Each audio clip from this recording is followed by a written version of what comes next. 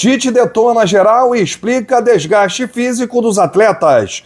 Portais russos cravam que Zenit pediu 2 jogadores do Flamengo em troca de Claudinho. Você vai saber a verdade. Essas e outras, a partir de agora, no seu canal Raflamelo. Cola. Cola esse dedo no like, ajude muito o nosso canal, continue compartilhando os nossos conteúdos. Se você ainda não é inscrito, é muito importante a sua inscrição aqui embaixo. Tem um botão inscreva-se, você se inscreve, dá aquela moral no canal, não se esqueça de ativar o sininho para receber todos os nossos vídeos. Ainda tentando me recuperar da derrota de ontem, quando você perde jogando, tentando alguma coisa, envolvendo o adversário, tudo bem, é acidente de percurso. Agora, quando você perde sendo dominado pelo São Paulo, aí fica uma sensação realmente pior. O Flamengo ontem era um time mal escalado, desorganizado, parecia que nunca tinham jogado juntos, né? Ontem o time todo foi mal, a gente falou muito isso no nosso pós-jogo, e o Tite não conseguiu fazer nada para mudar. Até as alterações não surtiram efeito. Ontem, na minha opinião, o Flamengo jogou o primeiro tempo com 2 a menos. O Bruno Henrique completamente fora de ritmo, isolado do lado esquerdo, e o Alan no meio-campo estava praticamente assistindo o jogo, não conseguia acompanhar a rotação do time do São Paulo. São Paulo que às vezes atacava pela esquerda com o Ferreirinha, às vezes pela direita com o Ayrton Rato, ou por dentro com o Lucas, que foi muito bem ontem. Aliás, o Lucas foi elogiado, destaque aí, né, do São Paulo. Até o Rafinha, rapaz, com mais de 70 anos na lateral, deitou e rolou no Flamengo. E aí a gente fica com aquilo, né? Como é que um time que é o líder do campeonato, precisando vencer, escala um time todo reserva? Bom, o Tite falou sobre o jogo, a gente tirou aqui algumas pílulas da coletiva de ontem. Ele disse, nós viemos com o grupo todo que trouxe o Flamengo à liderança durante esses 20 jogos. Não tem individualidade, tem um conjunto que é importante. O fato significativo é que o terceiro jogo em 6 dias e é impossível manter performance. E corre-se o risco de lesões graves, de o atleta ficar fora um tempão se jogar. Isso já foi assim contra o Palestino, Juventude e Cuiabá. Há um cuidado e não poupar atletas, porque não tem condições humanas de manter fisicamente e performar nesse nível. E todos nós construímos essa campanha, então não tem individualidade, alegou aí Tite. No segundo tempo, as 2 chances que houve foram com Wesley e Ortiz, em roubadas de bola no campo adversário, situação clara, limpa. O Tite chegou a falar também sobre Bruno Henrique e Gabigol. 2 grandes jogadores, 2 monstros. Na história dos grandes atletas, eu pedi ao BH porque precisávamos de um jogador de velocidade, sem estar nas suas condições, sem estar na sua plenitude. Clinicamente, não corria risco de lesão, mas ele estava treinando e precisávamos de um jogador de velocidade. Sem o Cebolinha e sem o Luiz Araújo, precisávamos de alguém agudo no setor. São 2 jogadores que merecem ser muito respeitados. Sobre o posicionamento de Gabigol, o Tite falou isso aqui, igual a todos os outros jogos que ele jogou. Penúltimo atacante, ou de 9. Ele começou como penúltimo e depois foi para 9. Sobre a arbitragem, falar em jogo de desempenho, de resultado, eu deixo para vocês avaliarem essa situação. A sensação que eu tenho é que no melhor momento, nosso segundo tempo, quando íamos retomar uma intensidade de marcação agressiva, a gente acabou tomando gol. Mas jogo é assim, a partir daí ficou um jogo de trocação. Íamos à frente, eles tinham contra-ataque. Aí tem diversos jogos dentro do mesmo jogo. Sobre a arbitragem, não tenho nada a reclamar. O Matheus Bach, filho do Tite, auxiliar técnico, que esteve também na coletiva, tomou a palavra aí sobre a arbitragem.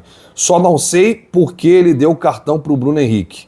De novo ele com o Bruno Henrique. Alguma coisa ele deve ter com o Bruno Henrique, que reclamou o normal. Foi o terceiro? Então a gente tomou um com o Luiz Araújo lá no Maracanã, que não era para ter sido, e agora o Bruno Henrique toma o terceiro.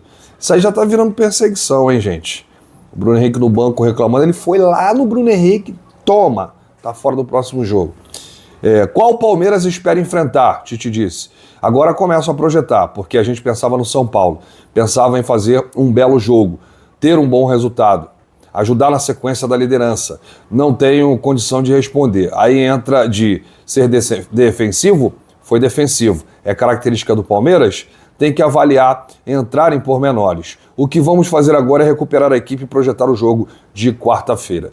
De La Cruz preocupa? Tite respondeu. A gente cuida e não poupa. De La Cruz não tinha condição. Cebola não tem condição. Se eles iniciassem o jogo, correriam o risco de machucar, de ficar 15, 20 dias fora. Talvez o próprio Bruno Henrique e o Cebola são exemplos disso, de ter necessidade de apressar um pouquinho, tentar uma sequência, mas temos cuidado de não machucar. Se escalasse, correríamos esse risco.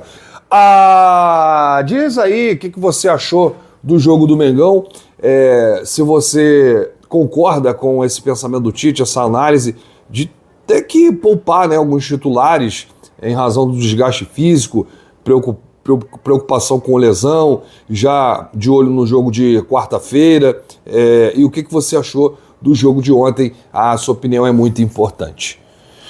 Bom, para a gente fechar, uma informação rapidinha sobre o mercado da bola, e é sobre o Claudinho, porque a novela envolvendo a negociação entre Flamengo e Zenit ganhou um novo capítulo. Desta vez, alguns portais da Rússia trouxeram aí que o zagueiro Cleiton e o meia Vitor Hugo, que ontem entrou o Vitor Hugo ontem? Rapaz, nem percebi. Serão envolvidos na negociação pelo meia. E aí o Flamengo, por sua vez, manteria o percentual da dupla. O Zenit chegou a tentar também o lateral direito Wesley na negociação. Entretanto, a diretoria rubro-negra logo recusou.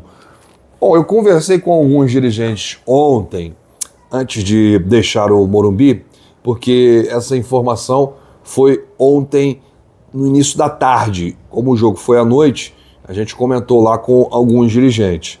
Inclusive, eu falei com uma pessoa que toca aí o departamento de futebol e virou e disse o seguinte: eles estão dizendo lá que a gente vai envolver jogador em possível troca com o Claudinho.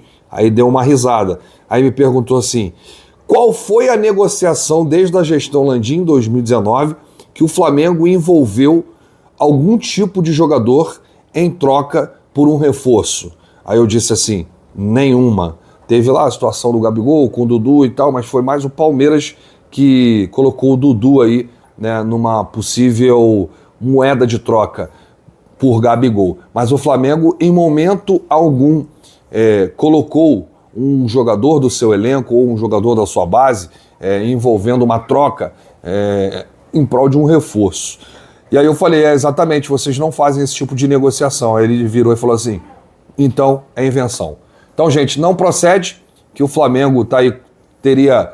o Zenit pode até ter pedido algum jogador ou dois jogadores, mas o Flamengo não aceita e não entra nesse tipo de negociação. O Mengão conta ainda com a vontade do Claudinho, tem insistência, vai tentar até pelo menos o dia 2 de setembro, que é o período em que encerra a janela de transferências, mas não temos nenhuma novidade, apenas os portais de lá informaram que o Flamengo pode envolver aí esses dois atletas, né, o Cleiton e o Vitor Hugo.